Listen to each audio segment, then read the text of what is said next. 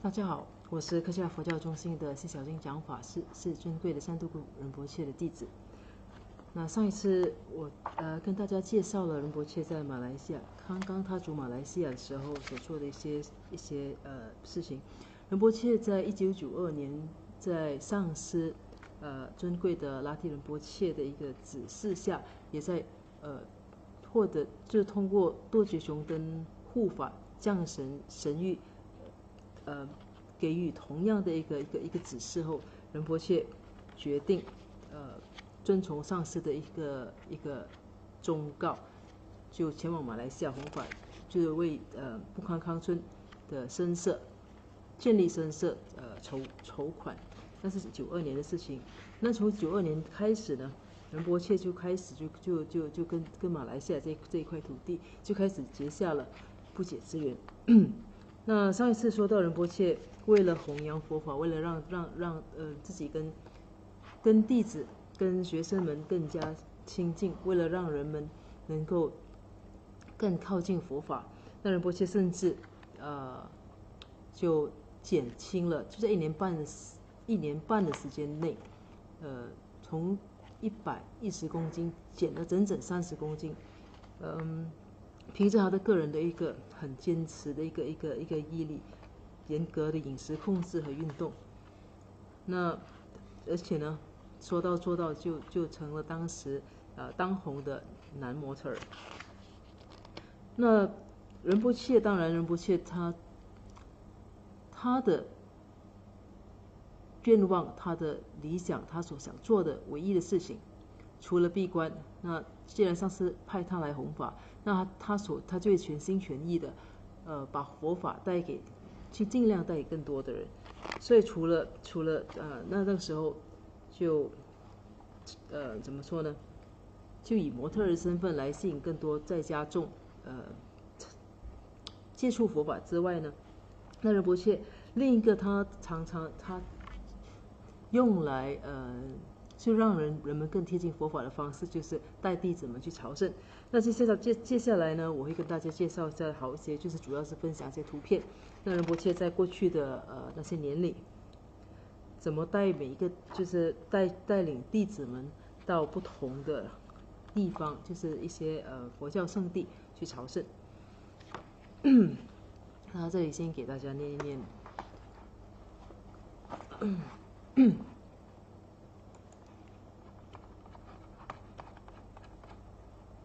这个是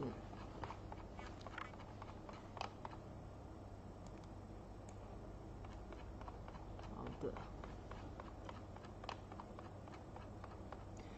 这个小题呢是把世界带到佛跟前，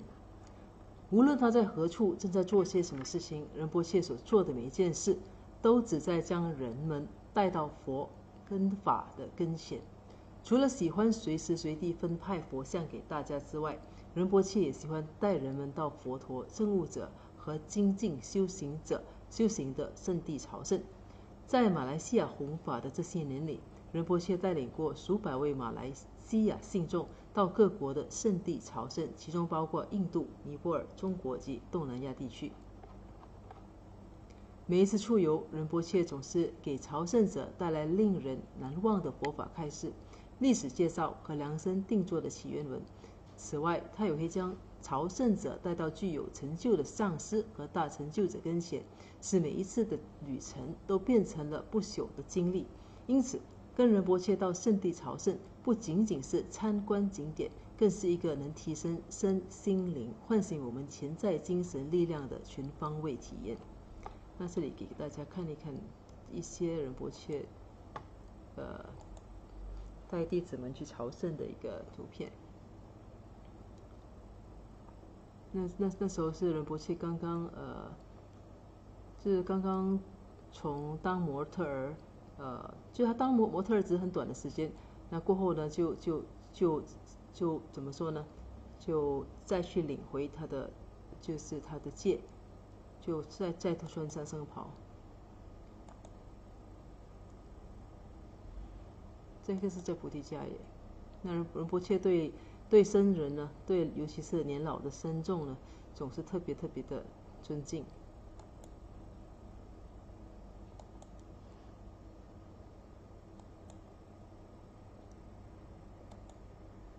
仁波切无论到每一个地方，就是像刚才说过的，他总是，他带弟子到圣地朝圣。仁波切说过，因为其实我们本身也许在累积功德和善意和善业之间，也许我们本身我们的动机可能不那么纯正，那没有办法累积足够的功德。但是如果说到圣地朝圣呢，那情况却不一样，因为其实我们那圣地本身它是充满圣者或者证悟者的一个加持的力量，是对象本身拥有加持的力量。那我们就是只要我们来到圣地的话，那我们就会被赋予这样子的一个就是被赋予这样子的加持。那而且每一次到圣地朝圣呢，有些时候就会打开我们的心中的一些过去的一些印记，一些佛法的印记。而且仁波切每到一个地方呢，他总是会根据那个地方就跟弟子们解释那个地方的历史啦，从这里再引入佛陀的一些故事和佛法的精髓。那你看这些照片都是仁波切总是争取每一个机会跟弟子们分享佛法。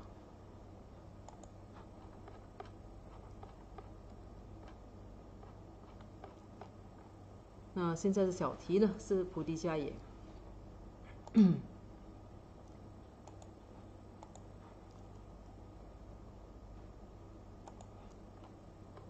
最让人难以忘怀的一次经历，就是印度菩提迦耶之旅。那里是佛陀的证悟之地，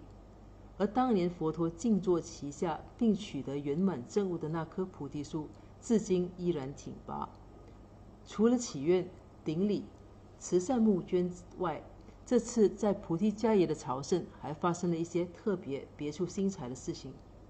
在佛陀证悟的菩提树下，仁波切为超过30位信众主持了皈依仪式，让这些人受戒，正式许下他们在学佛之路上的承诺。同样，也就在这次的朝圣之旅中，仁波切协同弟子们给位于菩提迦耶的鲁特佛学院，或者又称护持大乘法脉联合会的其中一个佛教中心，供养一尊3尺高的庄严宗喀巴大师像及其星子。其星子就是克祖杰和贾超杰。同时，仁波切也将他从至尊迦杰林仁波切那儿接受的圆杯经口传授予当时的朝圣团成员。巧合的是，此次朝圣也标志着克切拉快速发展的开始。这一趟旅程结束后，克切拉的许多项目发展迅速，众部门纷纷成立，也吸引了大批人员的加入。那这里呢，刚才介绍的就是这个菩提迦耶。那在这次的菩提迦耶呢，就有仁波切为比较特别值得提的呢，是仁波切特别为当时的一起参与这个朝圣之旅的30位信众主持了皈依仪式。那在佛陀证悟的地点主持皈依仪式是特别具有意义的。那同时也在这一次呢，他给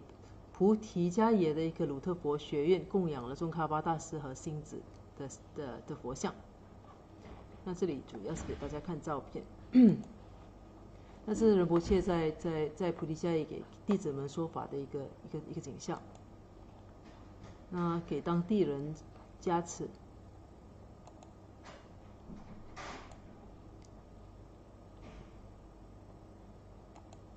那在这里显示的是仁波切，他供养宗喀巴大师和星子像，他亲自在就护送这一个3尊佛像到鲁特佛学院。这是宗喀巴大师跟星子。那目前呢，这3尊像呢依然还供养在这个菩提迦耶的鲁特佛学院里。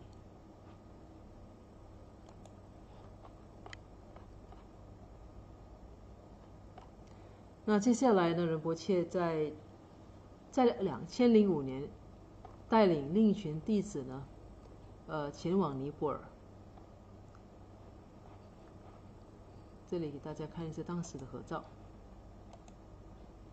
那中间那一位，相信有一些人已经认出他是谁了。中间这位穿着僧袍的。仁波切亲近的三昧耶和无暇的上师一子心，为他弟子们创造了许多与具有大成就之佛教大师们会面的机会。在2005年前往尼泊尔的一次朝圣之旅中，仁波切的50名弟子有幸与至尊迦杰帕本卡卓图仁波切及尊贵的迦杰扎贡仁波切见面，并接受他们珍贵的佛法开示。对，这位刚才图片就是目前大家看到的图片里的中间那位穿着僧袍的呢，就是至尊帕本卡卓图仁波切，也是帕本卡就是那位就是著名的雄登大师撰写就是讲授掌中解脱24天教诲的帕本卡仁波切的现任转世。那仁波切总是会制造各种机会，让弟子跟各佛教大师们有更多的接触，让大家因此受到启发，也希望弟子们能够得到这些大师们的加持。那除了那一次的朝圣，2005年在尼泊尔的朝圣之旅中呢，仁波切的弟子们除了有幸见到至尊帕本卡卓图仁波切之外呢，还看到当时的尊贵的迦杰扎贡仁波切。这里给大家看一看这个图片。那后方在法座上坐着的呢，就是尊贵的扎贡仁波切。扎贡仁波切已经圆寂了。那是当时的合照。那弟子当时的弟子也因为这样子有机会接触这位伟大的大师。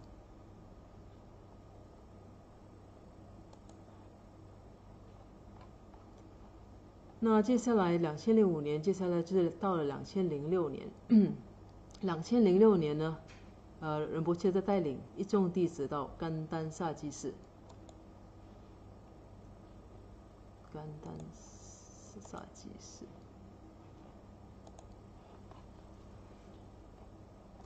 仁波切长期的慷慨捐助，使得他即便身在远方，也成了其母室的主要功德主和希望。那讲到甘丹萨基寺呢，大家当然也记得，甘丹萨基寺就是仁波切的母室。所以这一次2006年呢，仁波切就是带了一群弟子去拜访和参观自己的本身的母室，并做了大量的供养。那他1992年是奉上师之命前往马来西亚筹款。那完成使命之后呢，后来也在遵从上师的一个指示呢，再继续来回马来西亚跟印度之间，并跟马来西亚的弟子们开始建立关系，而且开始设有自己的佛教中心。那由于长期身在国外，仁波切他也不忘记时时刻刻的，怎么说呢？虽然人当时并不在寺院，他时时刻刻的，他总是会尽量的筹款，帮助自己的母室，所以他成了当时母室的主要功德主和母室的一个就是款项的一个希望。那在2006年呢，仁波切率领60名弟子到甘丹萨基寺朝圣之旅，就是其中一个体现出仁波切无限慷慨之心的极佳例子。对仁波切的弟子而言，那一次的旅程是一个累积功德的良机。他们给甘丹萨基寺和甘丹讲师寺的3000名僧人献上大量供养，给每名僧人个别献上一尊文殊菩萨像和一套僧袍。这可说是甘丹历史上由个别圣人所做出的最盛大的供养之一。那仁波切在这个2006年带领60名弟子，返回自己的母室的那一次，这一次的一个朝圣之旅呢，是相当浩浩荡荡、相当壮观的。因为除了带领60名弟子，更重要的是仁波切在那一次的一个旅程里，就是回母寺的一个旅程里呢，仁波切总共为甘丹萨济士和甘丹讲之士总共3000名僧人供养了每人1尊文殊菩萨像，这是一个非常非常大的一个供养，就是说以一个个别僧人所做出的供养，这是最大的，在历史上，在甘丹历史上，而且除了线上就是每一位僧人1尊文殊菩萨像，那仁波切还做了许多的金钱上的供养，还有以及供养僧袍和一些文物之类的。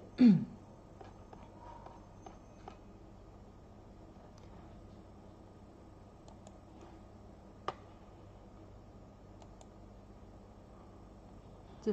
仁波切手中拿着的呢，就是那个他供养每一个僧人的文殊菩萨像。那大家在照片中可以看到，右边呢的僧人已经领取了自己的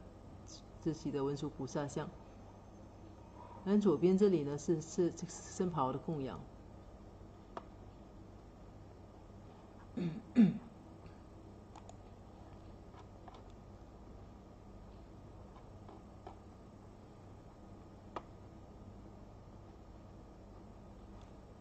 那仁波切那一次，就是之前我们说过仁波切，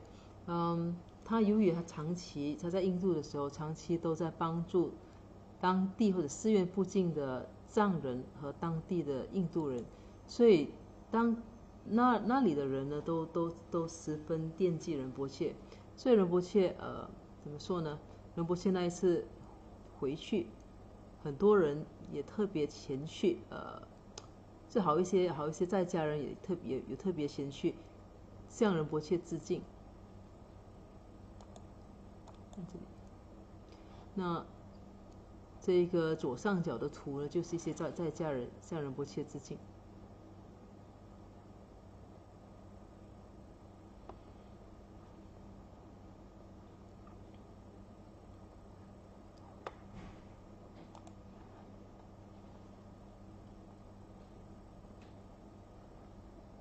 那这些图文呢？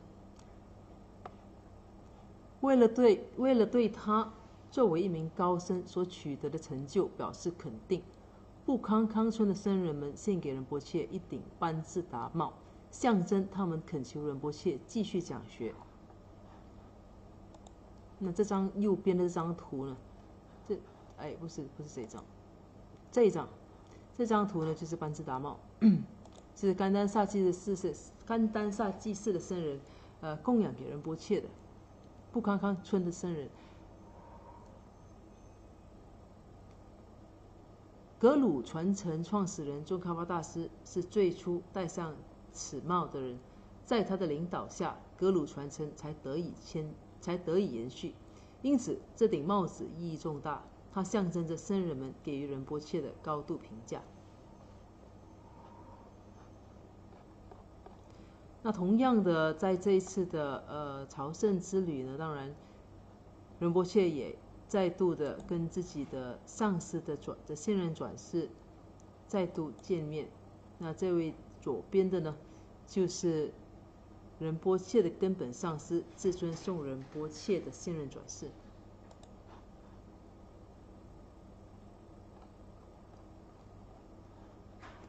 那2006年之后呢，2008年，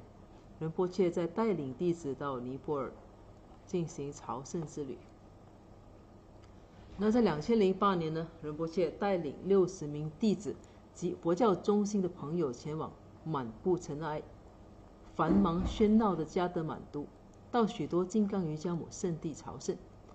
每到一个重要的圣地，仁波切都会与朝圣者一起停下来祈愿。有时甚至还领导个别团员做个人的祈愿。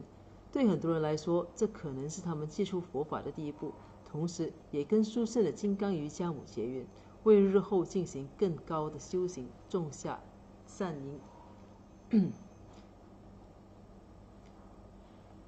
那这一次2008年的尼泊尔朝圣之旅，仁波切同样也是带了60名弟子。这个照片在这儿，这是在尼泊尔的一些照片。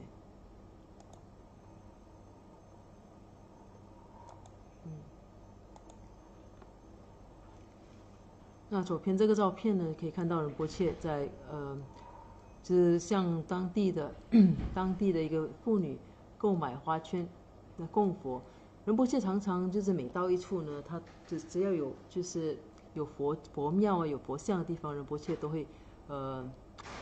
找寻各种机会，或者是想方设法去做供养。那就是供花是其中一个仁波切很喜欢的，而且呢，在仁波切往往都会像当地，尤其是当地如果有一些贫穷的一些小贩啊之类的，仁波切总会向他们购买大量的供养品。一方面是帮助那些小贩，那另一方面呢也是为了就是要供佛。那右上图呢是仁波切给弟子做加持。那下方呢，右下方呢是仁波切在向弟子讲解这个杜母像的一个由来和这个寺庙的一个历史。那仁波切在那一次的朝圣之旅，其实前往尼泊尔，仁波切总是会特别带领弟子到一些一些比较不属于旅游胜地的金刚瑜伽母圣地去朝圣。那主要呢是要让弟子跟金刚瑜伽母结下更深的一个缘分。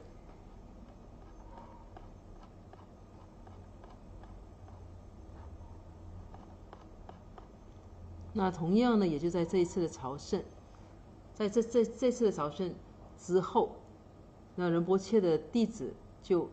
受到启发，就想在尼泊尔建立一个根据地，所以呢。当时就是在朝圣之旅结束后，有好些弟子就留了下来，并在尼泊尔加德满都，在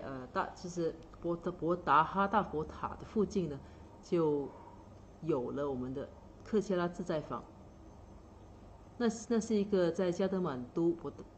就是博达哈大佛塔的旁边的一个访客中心，主要是为当地的一些外国旅客。提供一些资讯。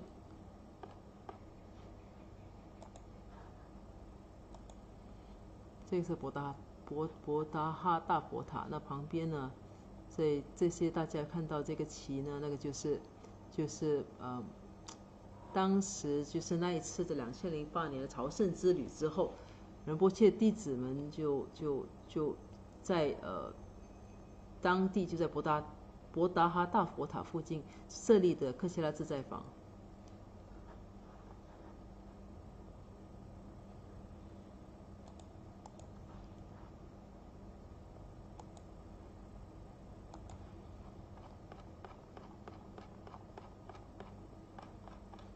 那再来呢，就是也同样是2008年，那仁波切也到西藏去。那这一次呢，仁波切带的弟子并不多。在这次极为殊胜的朝圣之旅中，朝圣者有机会参观位于拉萨的甘丹寺。这座寺院为赞都古仁波切的其中一位前世，慈利祖扎巴坚赞所建。这间寺院是仁波切的其中一个前世，慈利祖扎巴坚赞所建立的。这是拉萨的甘丹寺。这张图片呢，就是当时仁波切在西藏拍的。当时你可以看到仁波切，就是由于就是有点缺氧，他还带着氧气。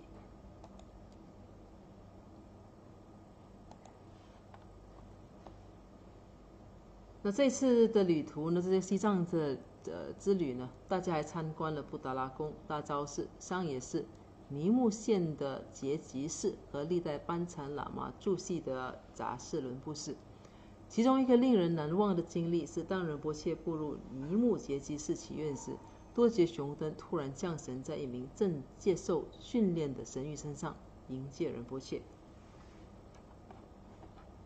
那这个这件事情其实是蛮特别，就是当时仁波切在就是在西藏旅游时，其实并没有特别通知任何一个寺院他的就是他的到来。但是到了这个尼木杰基寺，仁波切开始在祈愿的时候呢，当时因为正在接受训练的一个神谕，就突然间就动了起来。其实是那时候是多杰雄登护法降神了。那当时这位就是神谕接受多杰雄登护法降神过后呢，就是特别的就拥抱仁波切，就迎接仁波切。那这里给大家看一下这个图片，当时这个情况。其实大家有兴趣看的话，其实可以上网，仁波切的个人频道，会看到当时的就是视频。在当时仁波切也前往参观乐山大佛。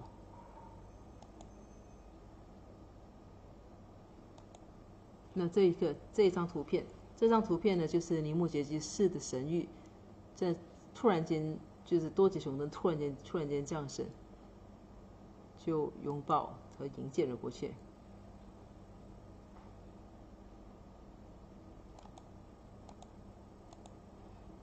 那前面这一张呢，也是在尼木杰基寺弟子们，就是2-3位弟子跟尼木杰基寺的僧人合照。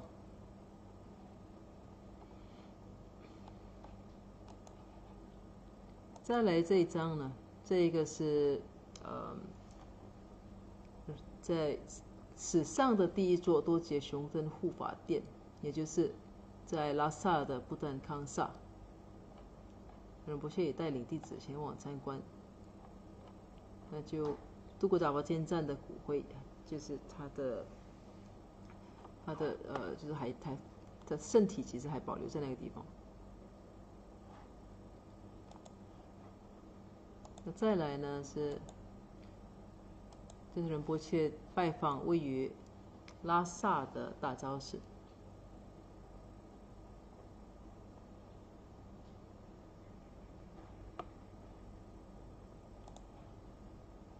再来这一张呢，这个是拜访在西藏的冈坚拉藏。冈坚拉藏就是冈坚仁波切的私人办公室。那在那里呢，多杰雄登护法神谕的传统依然保存得很好。那在图片里大家可以看到的是，后面这个就是多杰雄登护法的圣像。前面这些呢，就是代表神谕的一些就是降神时的衣着。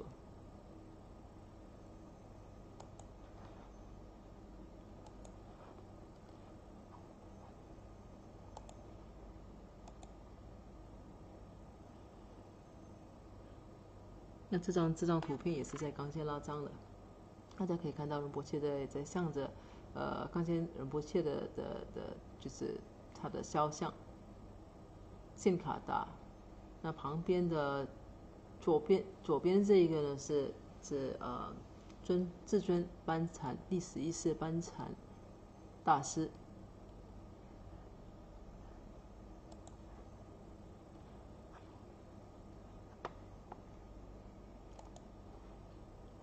那在那一趟旅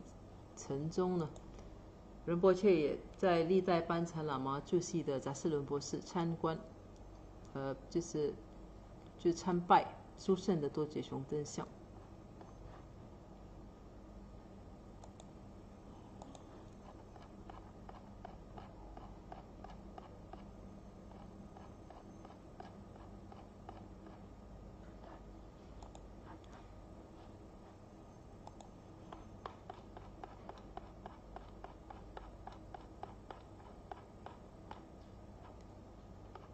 那再来一次呢？这次我就把所有的朝圣之旅都介绍完。再接下来呢，就是2014年下甘丹寺和色邦寺。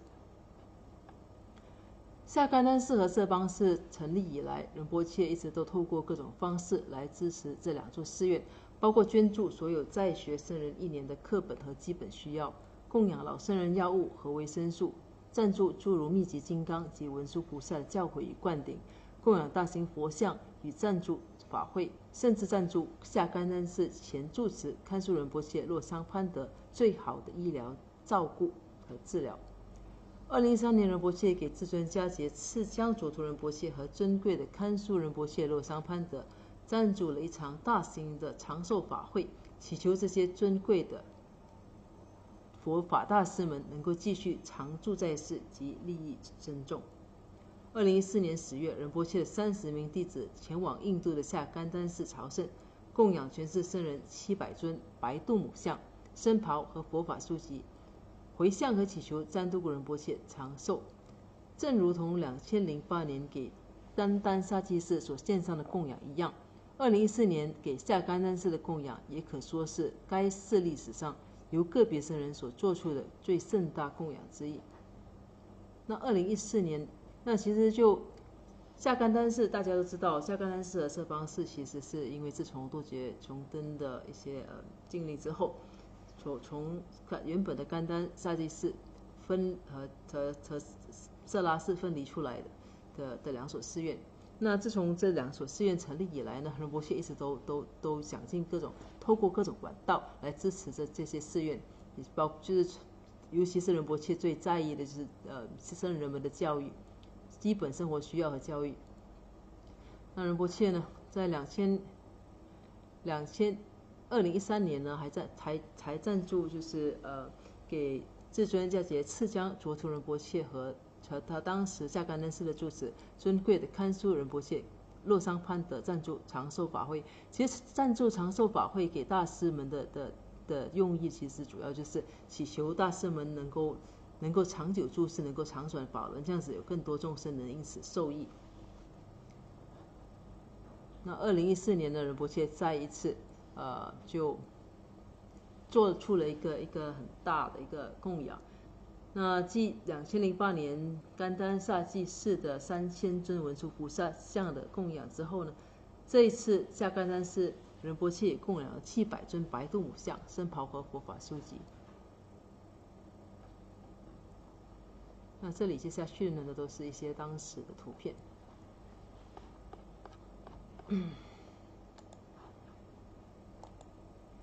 那这个是下甘丹寺全体上下。那下甘丹寺大殿，所以大家可以看到在每一位僧人的前方呢，都有一尊佛像，那就是仁波切所赞助的白度母像。那这些是仁波切就是常常他每一次在做供养的时候，除了对僧人年轻的僧人会供养佛法书籍啊，就是僧袍啊之类，就是对老僧人呢，或者是就是年纪或者是有病的身体比较虚弱的呢，仁波切总是还会特别献上就是一些维生素。那仁波切在供养这些药物或者维生素的时候，通常呢他都是会就特别详细的、细心的，让弟子很好的去跟这些僧人们解释清楚。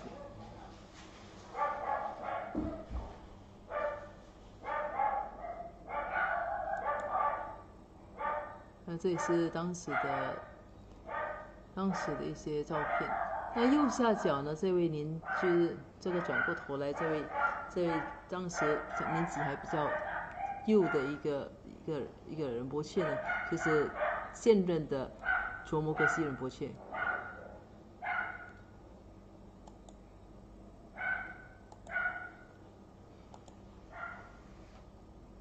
那好的，这个关于仁波切的就是带领弟子的朝圣之旅呢，我们就介绍到这里。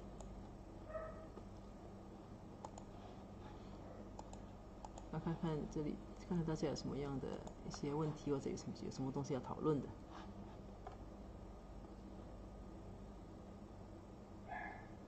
那好，